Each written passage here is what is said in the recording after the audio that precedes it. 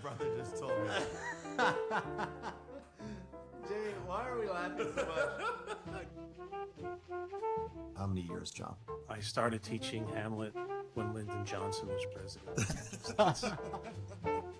And she says, I met the youthful Lord Paris at Lawrence's cell and gave him what becoming love I might, not overstepping the bounds of modesty. No, I already did that with the other I should guy. say that.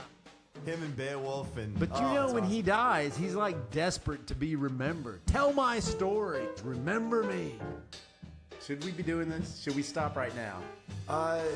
No.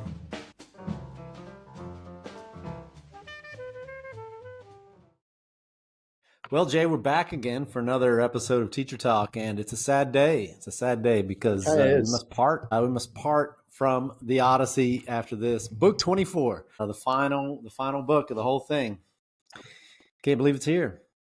When you start something like this and you commit to doing one chat per book, I mean, and we have some more possible sort of discussions coming up. This is just the end of the chapter by chapter discussion. We have some really fun possibilities. And if you like this, definitely subscribe. And we're definitely interested in your thoughts and comments, whether you're a teacher, a reader, a student, whatever. Offer your thoughts and comments too. That's really right. The point of this is to dialogue. Yeah. And this was sort of a deep dive to go, as you're saying, one discussion for each of the books, 24 of them. But yeah, these other things you're talking about that we have planned with some other teachers to come in, these also might be something that are more useful for you if you're just looking for a general overview to break into the Odyssey. And then maybe later, popping into one of our different book discussions after you get into it with your students may be helpful. So yeah, as Jay said, like and subscribe so you can see what's coming up that we have coming out. Well, let's do it. Let's dive into book 24. We'll follow our normal pattern of what's the obvious and essential, what's subtle but crucial, and then whatever that final lingering question for the book is. But before we dive in, Jay, why don't you open us with a poem? Do you have something appropriate, something that primes the discussion here in a uniquely particular way? I don't know. Yeah, I've been rereading Tim O'Brien, and I think the next time I teach the Odyssey, something I'd like to do included in the writing about the Odyssey would be to have them choose sentences from the story of Tim O'Brien's and the things they carried. It's called How to Tell a True War Story. Tim O'Brien is a Vietnam veteran, and many consider him to be the best writer of that war. And just there's so many timeless things in that book that I think you can connect to things like the Odyssey and Beowulf and Henry V and, books that have war as its main theme. So what I did is I got a PDF of how to tell a true war story. And then I spliced sentences from that and I made it sort of its own poem. Nice. I am on school vacation and this is what I did this morning. So you had some extra time. Yeah. Winter vacation. What a great little tradition, a little New England tradition. Winter vacation. This was so much better than correcting. So this is just some thoughts from How to Tell a True War Story. And what I'd like to suggest, if you're looking for something if you're a student, you're wondering, what do I write about after I finish this huge book? Or if you're a teacher and you're looking for something a little different, you can almost throw a dart at this short story, and there's some passage that really you can connect to the Odyssey and either agree or disagree. So anyway, this is my sort of found poem from How to Tell a True War Story by Tim O'Brien. This is true. A true war story is never moral. It does not instruct, nor encourage virtue, nor suggest models of proper human behavior, nor restrain men from doing the things they've always done. If a story seems moral, do not believe it. If at the end of a war story you feel uplifted, or if you feel that some small bit of rectitude has been salvaged from the larger waste, then you have been made the victim of a very old and terrible lie. There is no rectitude whatsoever. There's no virtue. As a first rule of thumb, therefore, you can tell a true war story by its absolute and uncompromising allegiance to obscenity and evil. True war stories do not generalize. They don't indulge in abstractions or analysis. For example, war is hell. As a moral declaration, the old truism seems perfectly true. And yet, because it abstracts, because it generalizes, I can't believe it with my stomach. Nothing turns inside.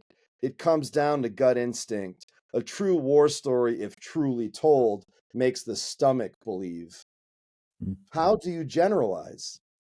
War is hell, but that's not the half of it, because war is also mystery and terror and adventure and courage and discovery and holiness and pity and despair and longing and love.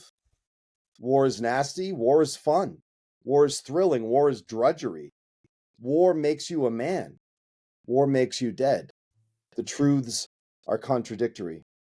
To generalize about war is like generalizing about peace. Almost everything is true, almost nothing is true. At its core, perhaps, war is just another name for death.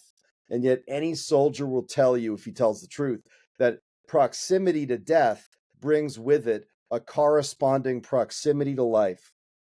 After a firefight, there's always the immense pleasure of aliveness. The trees are alive, the grass, the soil, everything. All around you, things are purely living, and you, among them, and the aliveness makes you tremble. You feel an intense, out-of-the-skin awareness of your living self, your truest self, the human being you want to be, and then become by the force of wanting it. In the midst of evil, you want to be a good man. You want decency. You want justice and courtesy and human concord, things you never knew you wanted. There's a kind of largeness to it, a kind of godliness. Though it's odd, you're never more alive than when you're almost dead. You recognize what's valuable, freshly, as if for the first time. You love what's best in yourself and in the world, all that might be lost. Often in a true war story, there's not even a point, or else the point doesn't hit you until 20 years later in your sleep, and you wake up and shake your wife and start telling the story to her.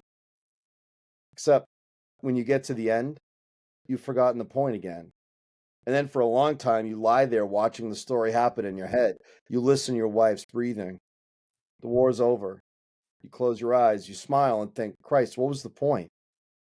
In the end, of course, true war story is never about war. You could tell a true war story by the way it never seems to end. Not then, not ever. In a true war story, if there's a moral at all, it's like the thread that makes the cloth. You can't tease it out. You can't extract the meaning without unraveling the deeper meaning.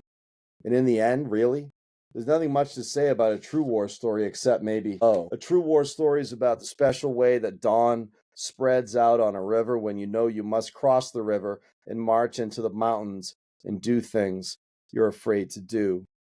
It's about love and memory. It's about sorrow. It's about sisters who never write back and people who never listen. My God. That's fantastic, Jay. How about imagine being able to forget about having the experience he had as a soldier, but imagine being able to write like that, Paul. I know. That's fantastic. I wouldn't do anything else if I could write like that. Well, exactly right. I So really wouldn't. folks that haven't read Tim O'Brien, Going After Cacciato, In the Light of the Woods, Things They Carried, Masterpiece, read all of it. Those are the three that I've read. But just, Paul and I have talked a lot about how Homer doesn't delve in euphemisms. I forget who said this, but it's not a pro-war poem. It's not an anti-war poem. It's a war poem. It is what it is. Yeah. Yeah. And that affects every kind of life, every kind of moment. Yeah. And Tim O'Brien is a modern analog to that. So if you like Homer, you got to read Tim O'Brien, So anyway, I know that's a little long, Paul, but I wanted to share that. No, it's nice. It's nice. It's a fantastic review. And you can think of the Odyssey as you're going through the many different things that he brought up and named. There's no point to, you could open this book 24. It's called Warriors Farewell in Fitzgerald translation. Warriors, farewell, not a warrior's farewell. Yeah.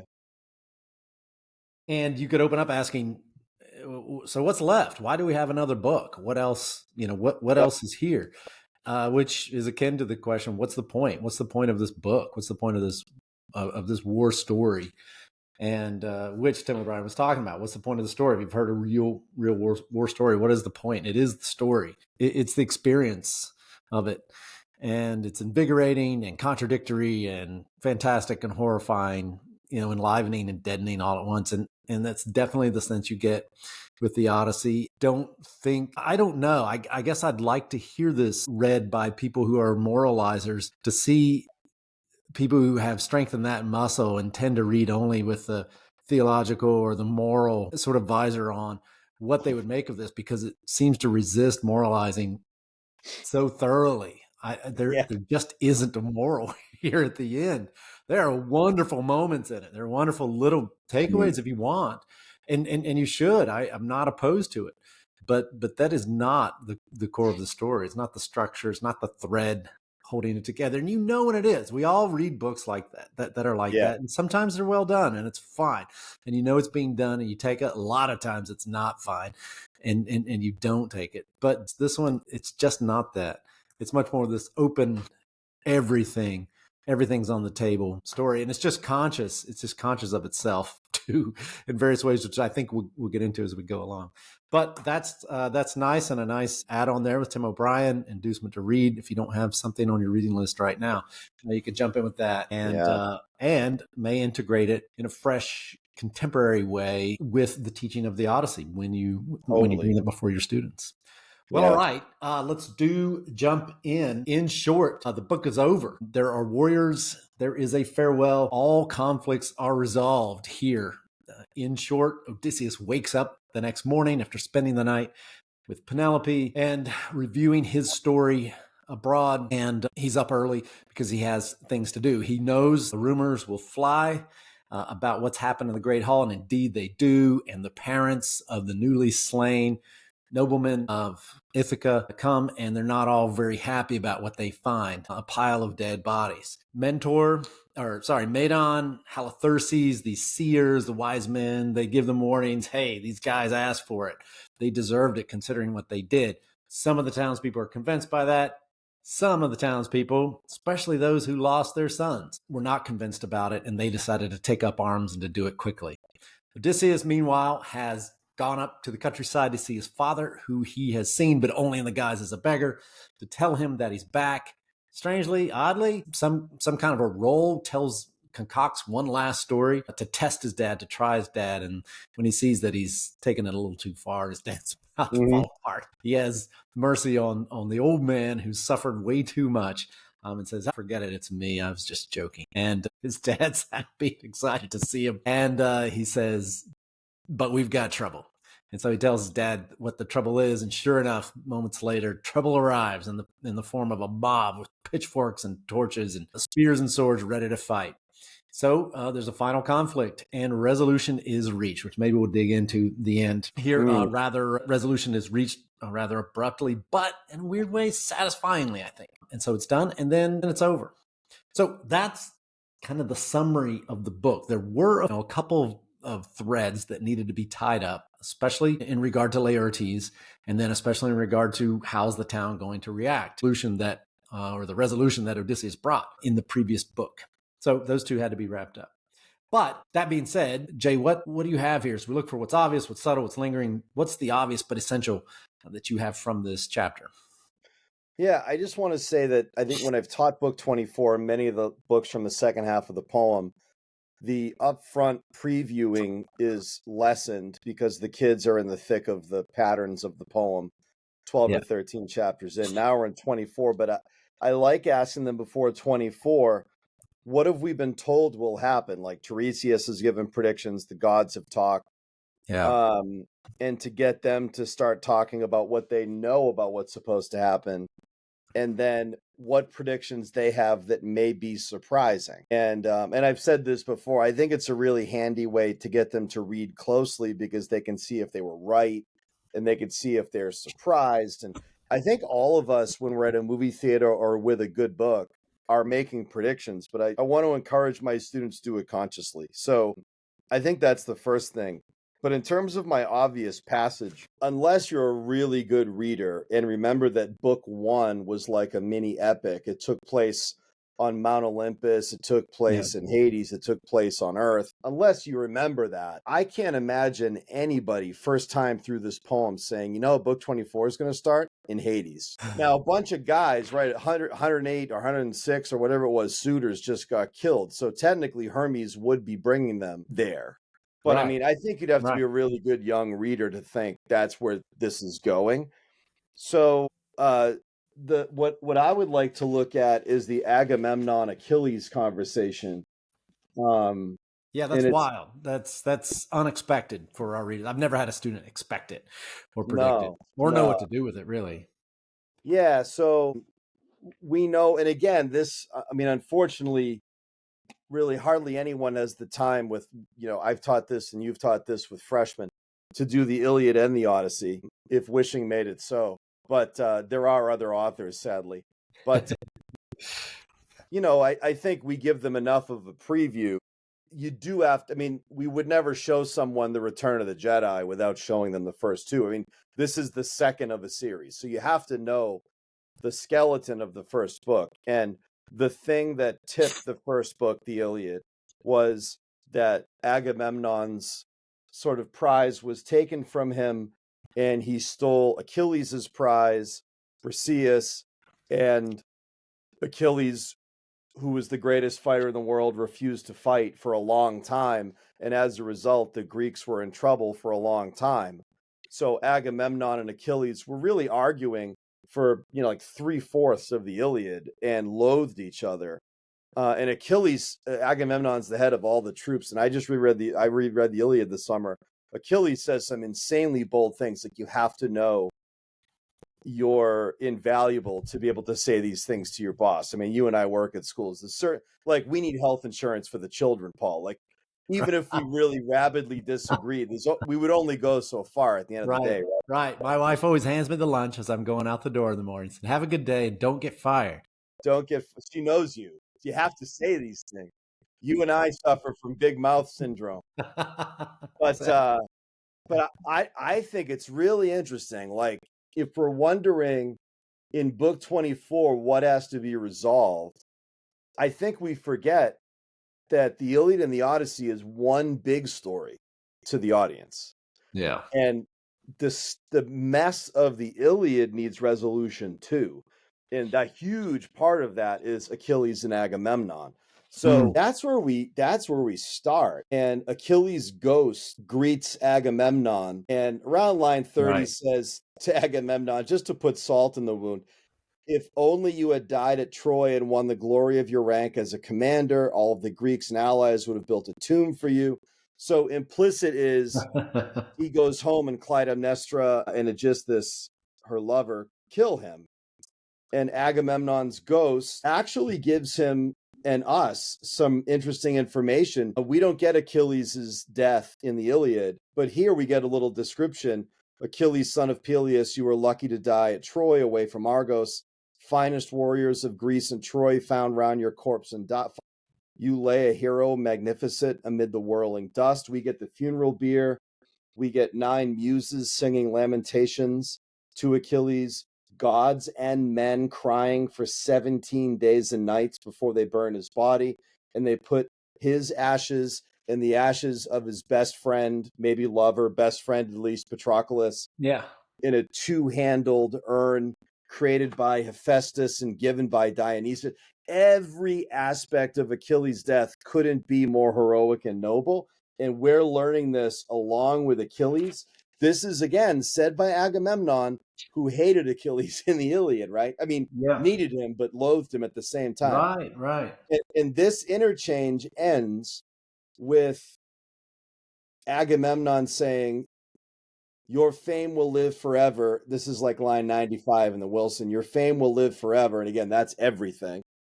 Yeah. Everyone will know Achilles. As for me, and this is Agamemnon's one song he sings, what good was it that I wound up the war? When I came home, Aegisthus and my wicked fiendish wife murdered me. Zeus had planned it. And then the scene shifts. But I think it's relevant to the Odyssey that if we're about to see the suitors' families and the kingdom of Ithaca find some way towards forgiveness and peace. It's interesting to see a great example of that in the afterlife from the Iliad first. It almost conditions us to see, harmony before we get to it. Yeah. Right. Which is how I've always read it is since I've never read the Iliad with students before reading the Odyssey, and I've always chosen the Odyssey over the Iliad. Me too. You refer to it a little bit, but you sort of leave it out. It's enough here. But I've always read it in that way that you pointed out at the end, as a way of setting up what's going to happen in this chapter, in a way of setting up Odysseus's success. We're told from the very beginning of the chapter that tension is set up, that Odysseus could end up like Agamemnon, and Telemachus is urged on. He could be like Agamemnon's son and set things in order and be famous and be known if he gets up off his butt and takes action. So this is always lingering in the background. It's lingering as a parallel, contrasting character for all three of the main characters: Odysseus, Telemachus, and Penelope. Penelope's no Clytemnestra, as Agamemnon, he celebrates, praises. Wow, Penelope, man, you did all right. Me, not so much. Clytemnestra must be a completely different show and a bad one. So I use them as almost a plot device, when I talk about them in teaching the Odyssey, and it functions that way well, I think. But I like that you pointed that out, that it also wraps up the Iliad, gives closure to that conflict between Agamemnon and Achilles from the Iliad as well. So it's kind of neat. Yeah. What about you, Paul? What is the big obvious thing? Yeah, I think the big obvious thing for me to take away for students is this, and laying out the story. The obvious thing you want to make sure that they see, and it is lying out on the table, but I think it's worth walking through with them, directing them. If you're doing, like I do a lot, Socratic discussions, I would frame this up in a prompt of some kind and then have them find it in groups. I usually do a table in the center of the room, put them in small groups. If I've got 20 students or so, then they're groups of 6 or 7 at a time, and they're working through parts of the chapter. And I would have them try to find, in what ways has order been reestablished in Ithaca? And so I think that's the key obvious thing. Order has been reestablished, and you could break it down and go through it. Telemachus has been validated or verified. He's a part of the family. He's an Arceades. He's a son of Laertes. He's a son of Odysseus. He stepped up and proved his worth, both morally, with having the appropriate indignation about what has happened, and had the right inclination toward guests and visitors, and also been able to take up the sword and the spear and I was going to say bow, but I guess just the sword and the spear with bravery. Laertes, things have been set in order with Laertes as well. He has his son back, and then he's given a great honor at the end of the story as well. Penelope, things are set back in order with Penelope, obviously in dramatic fashion, as we saw in the last chapter. Ithaca, the city itself, order is reestablished. You have to read to the last paragraph, the last page to see that. Mm-hmm. But it goes from being in disaster to being in mourning to being in peace. And so peace is brought down at the end, and order is maintained between the household of Odysseus and the gods. Athena, he has managed not to offend Athena or Zeus throughout. So you can go through each of these lines, and it's an extremely satisfying story, like one of those really well-written books that just brings up many different threads, many different characters, and sews them all up and just makes you feel really good at the end. And so while this is a wide-ranging story that goes all over the place and epic in many ways, in the end, it's just a nicely tight-knit story. Mm-hmm. So I would draw attention to that. Order is reestablished. That's the obvious thing that's being done in this final chapter, and it's essential to get it down, for students. So that's where I would go for my part one there. All right, but it's not all obvious stuff. There are subtleties in this chapter, as in all. What's that subtle thing that if you're going through it, you might miss it with students, and you may later wish you had? What do you have?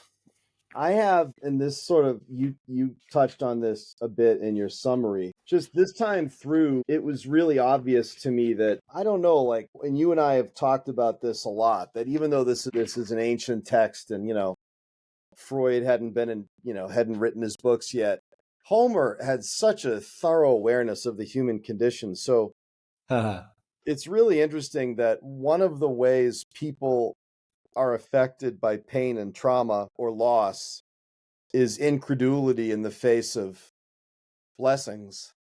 And, we've touched on this, but when Calypso says to Odysseus in book 5, you have permission to go home, he presumes she was playing tricks. When people tell Penelope, your husband's coming home or your husband's home, she doesn't presume that's true. She presumes they're up to something. Even Telemachus is that way. And here we get the last iteration of that. And I want to say, too, that Homer's smart enough to know that the kind of pain in the Iliad and the Odyssey isn't just the pain a warrior feels by killing or by losing comrades.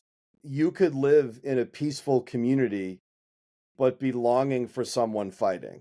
And there's a kind of, you and I have, I think, discussed this, our grandparents' generation, like our grandmother's staying home and holding down the fort, raising a family, like there's a service there. Yeah. So when we say thank you for your service, I just know my Nana was serving in her own way. Not the same, Paul, but like, I don't know. The passage is in the word, I only teach my students a few of these words, but ananeresis. Yeah. And I actually have them as we read the Odyssey, anytime they're watching a movie or a show, bring in examples of it. And I only share, Empire Strikes Back, Luke, I am your father, is the great example from my childhood. But anyway, Odysseus, after toying with his father, and students, and I bet this is the case for you too, students have to be, first-time readers, you all have to ask, the hell is he doing? I mean, it's over. You're back with your wife. The suitors are gone. Like, your mother's dead. This is the one parent you have. You literally know it's him. Right. What is the point? Odysseus says, Father, it is me. I've been gone for 20 years now. I'm home in my own father's country. Now, Odysseus is the king, but that's interesting. Stop your tears. I will explain that we don't have long. I killed the suitors in my house. I took revenge for the pain they caused. Laertes says, if you really are my own son, Odysseus, come home. Show me a sign. Let me be sure of it. So I just want to point out that Homer's just nuanced enough to know that kind of incredulity in the face of good news isn't just for soldiers who have experienced war. You and I know people, we probably work with people or related to people who've had unusually hard lives. And so often, in my experience, Paul, maybe this is the case for you, there's something very human to this. I want to point out to students, like, the landscape is war thousands of years ago in Greece, fine. But there's this reality that we're going to come across people that just can't imagine the world being a place full of light because there's been so much darkness that light can't get in. And that's just true. I mean, that's just true. I mean, you know what I mean, Paul? Like, it's one of those things. Yeah. And Homer doesn't he doesn't skirt around it. He draws, like you were doing, he draws our attention to his father. He could have just had, the father reunion could have been a throwaway, but it's not. He's real, and you see his suffering, and Odysseus sees it. That seems to be the result of his testing his father, as it says he's going to do. Testing for what? I don't know. But it's the revelation, of the suffering of Laertes that we get to see, and that Odysseus gets to see. So I just want to say, one of the reasons to teach this book, of the many, and Paul and I think are in lockstep on this, to young kids, is, in a way, I mean, Paul and I have teenagers, and my kids are a little bit older, and as they get older, right, there's certain conversations you have with your kids that you're not exactly looking forward to having, but as responsible parents, you have them. And not just the sex one, but whether it's relationships or money or like work, there's conversations you have because they're not little kids anymore. And I think there's a book version of this that, I teach some young adult fiction, but one of the reasons to teach this book is that it introduces kids to some adult spaces Yeah. You know, and in a way, I mean, my hope is, and doesn't Aristotle say this? Like we read it sort of like a practice for life. Like, Yeah. Right. I don't Right. know. I mean, what if years from now, we have these conversations in a class and kids are in this room and it's some part, my dream is that it's some part of their mental landscape so that they might not remember who Odysseus is, but they might remember like, yeah, if you have a really hard life, good news is hard to believe. And Yeah. I've been lucky, but maybe other people aren't as lucky. And it just makes your world a little bigger, right? Books like this. So It I don't does. know. And it shows, I think it reminds us, I think this is one of the things that motivates you and I is that it reminds, I think what we respect about the book is that it does, as you say, introduce adult conversations to students in a way that can, and this is the impossible trick that it pulls off in a way that is both very, very real and extremely human, while at the same time not being offensive. Usually you get the excuse that, all right, kids, you send a paper home to parents, hope them sign off, give your kids permission to read this book with us because it's got some serious things in it.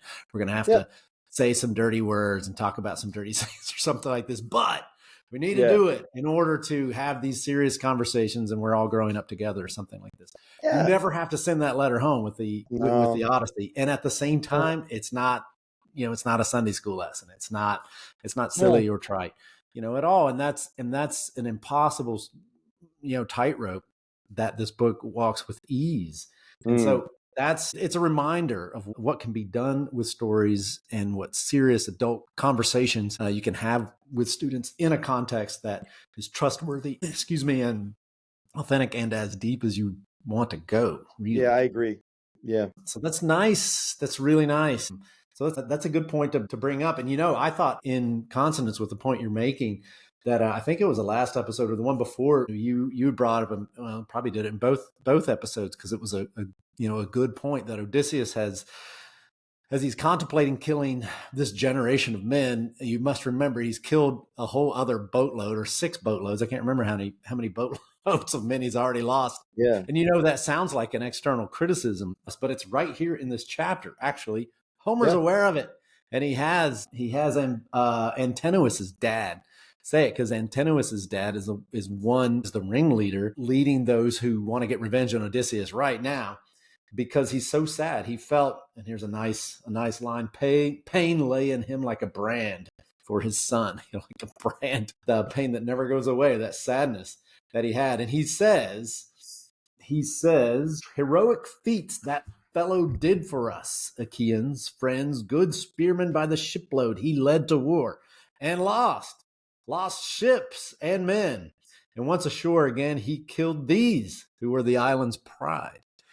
And it's a strong strike back. This isn't just partisanship or just parental sadness. It is those things, but he's reminding these people, Odysseus he's done some heroic deeds, but he's been the cause or the occasion for the loss of a lot of our really good, young men important to this island, and they're dead. He doesn't quite say because of him, I guess, but kind of, yeah. Mm-hmm. Mm-hmm. So it's a good point to that point of Homer looking in the corners and taking the story seriously and taking the character seriously. I thought that was a good point. I wanted to bring that up because I remember you saying it a couple times. So did you have a subtle, easy to miss point? Kind of. I wanted to say that the subtlety, in sort of contrast to my obvious point, the obvious point is the elements of the story that are being wrapped up of the order that's reestablished. But I thought the subtle point of this that you also can find in this chapter and is worth looking for is that the Odyssey is a story. It's a constructed, we call it, and I guess it has at least been treated this way, if not called this. This is a story, it's an archetypal, fundamental, overarching story, a story from which almost everything can be taught. And it was the center of Western education for a long time. And it is, so as you both enjoy it or unravel it with students, the story elements, it can also be nice to pull back from it and see that it's a tale. The thing you opened up with, Jay, is just too good. It opens up in the underworld with Agamemnon. That takes you all the way back to the beginning of the whole Odyssey, back to book 1. As you point out also in book 1, Book 1 takes place on Mount Olympus, in the underworld, and on Earth. Everywhere. This chapter also takes place Yeah. on Mount Olympus. I mean, come on, this is just, it's this beautifully constructed thing. Then there's this narration put in it, and Phemodon is, whenever Agamemnon sees him in the underworld, he says, "Whoa, what are you doing here?" And then Phemodon says, "Oh, let me tell you." And then we get like a page and a half, got a summary of the whole book. Boom, right there.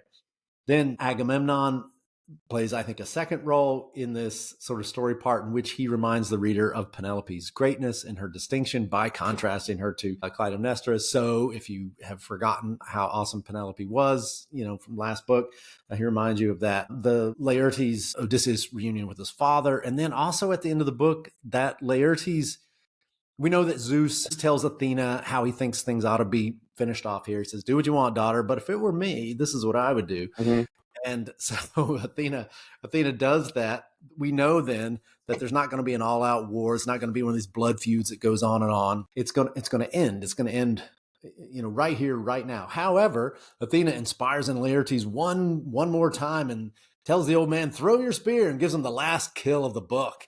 And throws a spear, hits a cheek plate, kills the guy, knocks him down. So there's this kind of honor that's given to Laertes that is some kind of justification or some kind of salve, I suppose, for all those years of suffering. And then you just have this picture that is almost certainly the T-shirt they sold at the Ithaca gift shop for years after this. It's the T-shirt. You can see it with 3 generations standing side by side. Laertes, Odysseus, and Telemachus, armed to the teeth, side by side, looking off in the distance. Who wants some?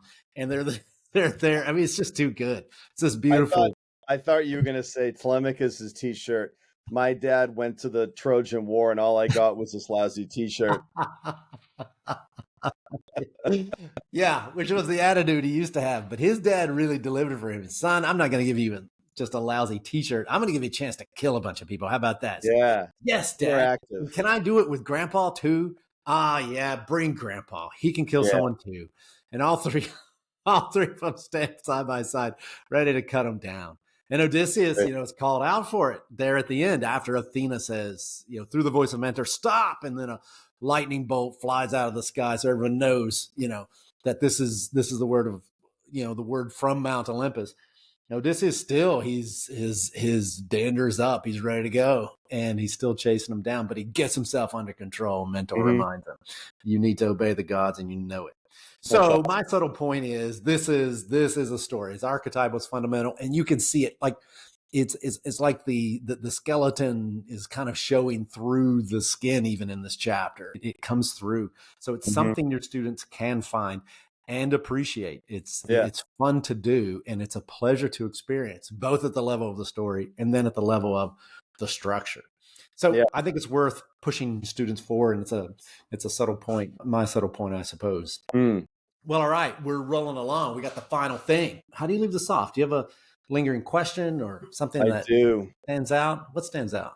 The context of my question are all the different cycles of violence in the Iliad and the Odyssey. And I just want to run through the main ones. I'm going to list them. So Paris steals Helen, and the Greeks respond, hence the Trojan War. This is a subtle one. I didn't have this down, but Agamemnon can't sail, and the gods tell him he has to sacrifice his daughter, and he slaughters his daughter at a ceremony he was pretending to be her wedding to Achilles. His wife Clytemnestra sees that. Yeah. And I can't help but to think some of Clytemnestra's revenge was what she did. Oh, totally. We have Agamemnon stealing Achilles' war prize, Briseis, and Achilles' response. That's almost the entirety of the Iliad. Yeah. Hector kills Patroclus, which inspires Achilles to go on his violent rampage. Odysseus and Clytemnestra kill Agamemnon, which is the story that haunts the Iliad, the Odyssey. And then we know it's in the Odyssey, it's alluded to, but it's also in Aeschylus's drama, the Oresteia. Yeah. Orestes, his son's response. It's all vengeance, right? And then Odysseus kills Polyphemus, Poseidon responds, suitors abuse Ithacan's goods and the queen, Odysseus responds, suitors' families anger at Odysseus murdering their guys, Odysseus, Athena, and Zeus respond, That's Yeah. kind of unique because the gods have to respond. So my point is that something that this book and the Iliad, and I would even argue like Beowulf, make us think about is how do we stop a cycle of violence? So I just want to read a handful of lines Yeah. Yeah. to end the poem. So Odysseus and his guys are about to slaughter all the Ithacans, as you said, of his generation are gone, and the next generation are gone now. These are all the people on the outskirts. If all of these people die, we're not sure where anybody will procreate. We're not sure who's going to protect the land. So anyway, Yeah. Athena says, Ithacans, stop this destructive war, shed no more blood, and go your separate ways at once. Her voice struck them with pale green fear and made them drop their weapons. They were desperate to save their lives, and they turned back toward the city. Unwavering Odysseus, I find this fascinating, let out a dreadful roar, kind of like an animal, then crouched and swooped upon them like an eagle flying from above. But Zeus, so Odysseus doesn't listen to Athena. Yeah, that's right. And Zeus sends down a thunderbolt, the ultimate divine trump card in Homer, Yeah. which fell in front of his own daughter, great Athena. She looked at him with steely eyes and said, Odysseus, you are adaptable. And I would be really wondering there if that's the word used in the first line of the poem, polytropos, many-sided. Yeah. Adaptable. You always find solutions. Stop this war or Zeus will be enraged at you. He was glad to obey her. Then Athena made the warring sides swear solemn oaths of peace for future times, still in her guise as mentor. Yeah. So what I'm wondering about is, I don't know if the poem has a really positive view of people, because the hero of the poem, he needs Zeus himself to throw thunderbolts at his feet to not kill everyone. Yeah. And that's where we're left. Mm. And I don't know what to do with that. I don't know what to do with that. To chase down the men he's already scared to death so badly, they're running away. They've quit. They've as much as waved the white flag, and he's going to kill them too. So it's bad. It's bad who he's going after. Yeah. So it's where we're left. And I wanted to point out that list because of just the number. It's good. Of moments of impetuousness and or violence and or murder that lead to vengeful behavior, and it's a cycle, and there's so many layers of that. Yeah. And it seems like maybe the poem is saying, well, piety matters, being obedient to the will of the gods. Yeah. And at the end of the day, the gods, I don't know, maybe the poem has a stance almost like original sin, like that's sort of pagan Greek's original sin. Is that? Yeah. I don't know. That's a stretch. But Yeah. like only the gods could come in and heal the wound men seem to be trapped inside of, which is this idea of vengeance and honor. Yeah. And Zeus says, when he's talking to Athena, he says, and we for our part, we will blot out the memory of sons and brothers slain. That the gods will take away that thing that drives people for revenge, which is the memory of those who were lost and how unjust and sad and awful it was. Yeah. He'll take care of that. That is a very good thing to point out. And maybe it seems to be the only thing. And if we've learned over 24 books to believe Homer, to trust Homer, to realize he was there before we got there always, and we're always playing catch up, and that he's wise, then it is worth taking that ending seriously. And maybe it is the gods only that can stop it. Do you know, I was finishing up The Unvanquished, a Little Red Faulkner book that's a great start for Faulkner with students. And he has this exact same scenario in his book. It begins when the Civil War is still going, follows his family and two kids who come up, a black boy and a white boy who come up together. And through a series of loss and killing and all this, that the protagonist, Bayard, is put in the position of either carrying on blood vengeance that his father began in the Civil War and carried on after the Civil War just for selfishness and bloodthirst, or to put an end to it. And that's the turning point in the story, or that's the culmination of the story for Bayard in the end. He has to face down the man who killed his father, and everyone in town, his whole family, expects him to shoot that man down because that's what you do to preserve honor. And so it's exactly the scene at the end. But right before, to set it up, there's a moment where he essentially summarizes the entire Bible, and he says, "If the Bible," he said, his summary of the Bible is, "If the Bible, if the book teaches us anything, it is that killing is wrong. You know, that killing someone is bad, killing is evil. That's the one thing you can take away from the Bible if you take nothing else away." And Bayard says, "I knew it even before I read the Bible." So in the end, he doesn't kill.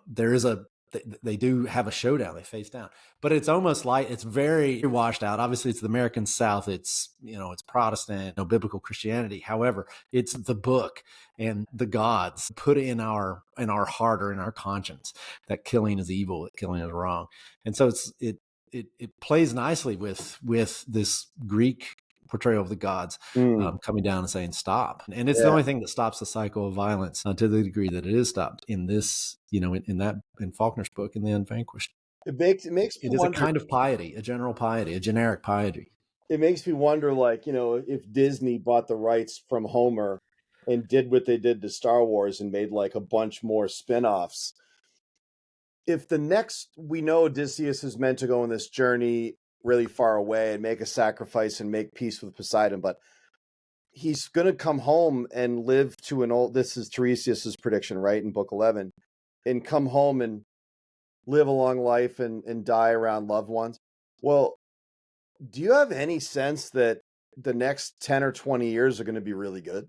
I mean, clearly he's happy to be with Penelope and they had a good night together, but maybe Athena can remote control the guys that have survived that he was about to kill so that they obey him. I don't know. Like, I don't have a lot of evidence that he's going to be a good king, honestly. It's tough. And that's the last part of that line that Zeus says, as in old times, he says, we'll blot out the memory of sons and brothers slain. Zeus addresses this very question. Says, as in old times, let men of Ithaca henceforward be friends, prosperity enough, and peace attend them. And then, who are these men? There's none left. Yeah. Who are they? Both parties later swore to terms of peace set by their arbiter, Athena, daughter of Zeus, in the form of Mentor. Yeah. They swore to terms of peace. Whoever's left. Maybe it's all the slaves. It's the swine herd. It's the cattle herd. I don't know. Their kids. Yeah, I don't know. It reminds me in the other poem I was thinking about reading is Tennyson's Ulysses, the great dramatic monologue from the Victorian period. Yeah. Where an elder Odysseus talks to the men he served with, but there are none. Like, none of the men he served with are alive. That's objectively an erroneous. So, like, I've talked to friends of mine who think, well, he's sort of in a dream state. But I don't know. Like, anyway, I think it's a really weird, kind of morally ambiguous ending. Again, that's what makes for good conversation, because it isn't like, the riding happily into the sunset and everything's great. It's messy. Like, right. Messy people don't get fixed quickly. And it's, you're left with this sense that whoever's left, including Odysseus and the guys who fought with him there, want peace and agree to it. But you're right. Even Tennyson, who had, above average moral imagination, let's say, has a difficult time imagining Odysseus sticking around. And what does he say? Those of us who have strived with gods, or something like that. It's like, I just can't sit around and play judge in court, and arbiter, missing sheep, and who do you owe 50 shekels because your dog got out? He's not going to do that. Maybe Telemachus will leave him to do that. But yeah, he can't imagine the peace that Zeus says this will happen, and the last lines of the book assure us that everyone agreed to. It's hard to imagine it. You can't imagine, Odysseus in that role, playing that role. Yeah. Though somehow, maybe, and this is to your point of it's something you can get kids to write essays about. Odysseus did everything he could do to keep from going to the war. Oh yeah. You know, he played insane. He played as a madman and essentially refused to go until he was just caught out and was essentially forced to go. So there was something in him that wanted to stay, that wanted to be a king and raise a family. That's what he wildly fought for, in the beginning and lost. Mm-hmm. So there's that element in him too somewhere. Yeah. Well, I think that gets us there. Does that get us there? I think so. Yeah. That's a good lingering one. Mine was much smaller. I don't have much of a lingering question. I think I would go back to, I love things that are, mine is is the tiny question of the testing that Odysseus does of his father. Yeah. And you have to talk about it. You have to talk about it. It's worth pushing into to ask why. Why does Odysseus do it? And why does Homer take time with it? And the one thing I'll say, for whatever answers you or your students come up with, it's usually worth doing. It's usually worth asking. Again, it's to that question of trustworthiness. Do you trust the author? Do you trust you're in good hands? And you shouldn't until you have evidence, until you have reason to. And then when you do, and by book 24, I do, then I feel perfectly confident in spending time, class time, and turning many minds toward this question of what is he doing? And I think there's some good things to talk about in relation to it.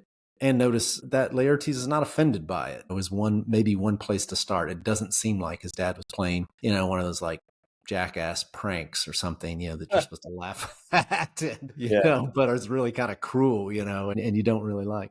So his father doesn't take it that way. So it's worth allowing yourself. And I guess I would just say that if you've made it to book 24 with your students, I would encourage them and allow yourself to ask even the subtle and the small questions, look into the corners of the chapter, and take the fact of the things you find there seriously. They almost always get back. I think in light of experience.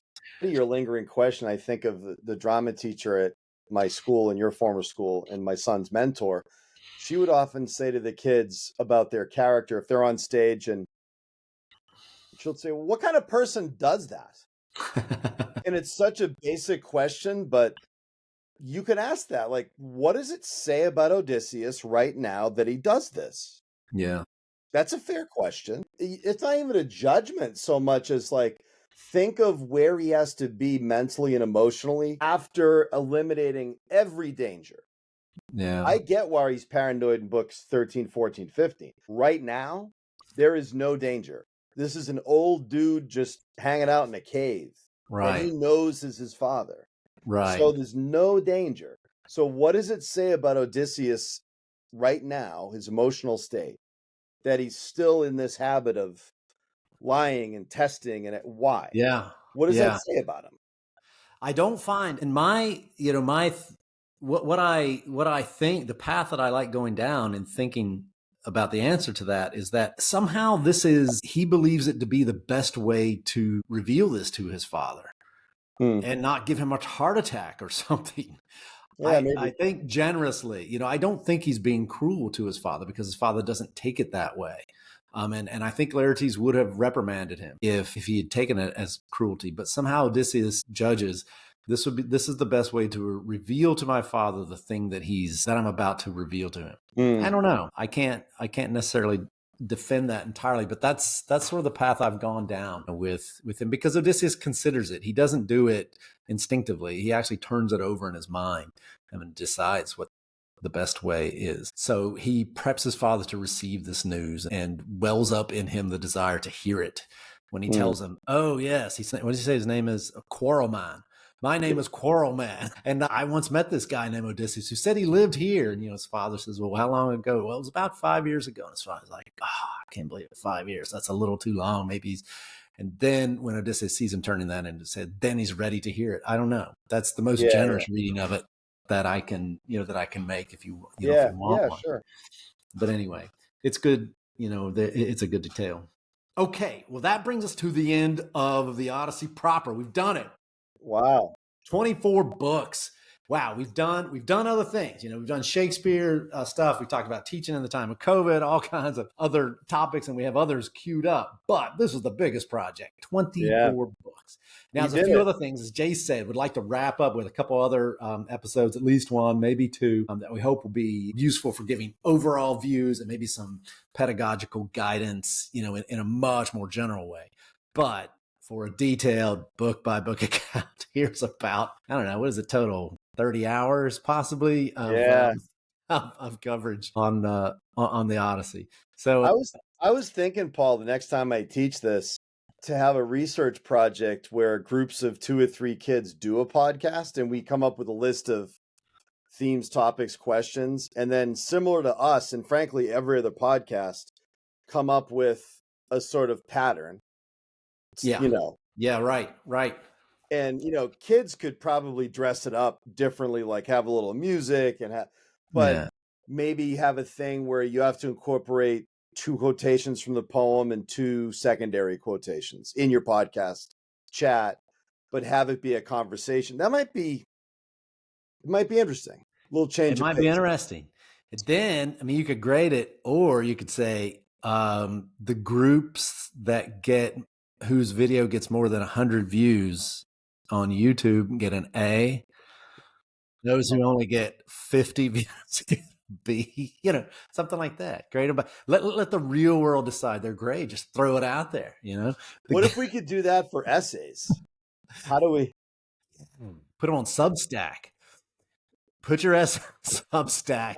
Substack will tell you your grade. Yep. Yeah. We're hitting on gold. This is a separate podcast right now. Yeah, this is amazing stuff. Right. Because if we I'm going to edit this out because this is ours. If we didn't have to grade, who wouldn't do this? Yeah. Oh, that's another topic we've got to talk about. Another topic. Hey, great job. All right. Hey, great job. Yeah, Jay, thanks for that. And thanks for carrying a lot of weight on the poems throughout this. You brought some good fun poetry to it. Yeah, it's fun. That set up the discussion in nice ways. So I enjoyed it. It was great to hear all of, what you do in your classroom and have done, for decades in teaching this book. And it was fun for me to think back through those myself and get me excited about hopefully teaching the Odyssey again next year, because it's been 3 years since I've done it. It's a great sadness in my life. Yeah. So that's a long time. I feel like I'm trapped on an island with a beautiful, but kind of vicious sort of goddess. Yeah, that would be really awful. Right. Yeah, you need poor Odysseus. Yeah, poor Odysseus. It's so hard. All right. Well, that's enough. Jay, thanks a ton. Once again, appreciated it enormously. And we will see you next time on Teacher Talk.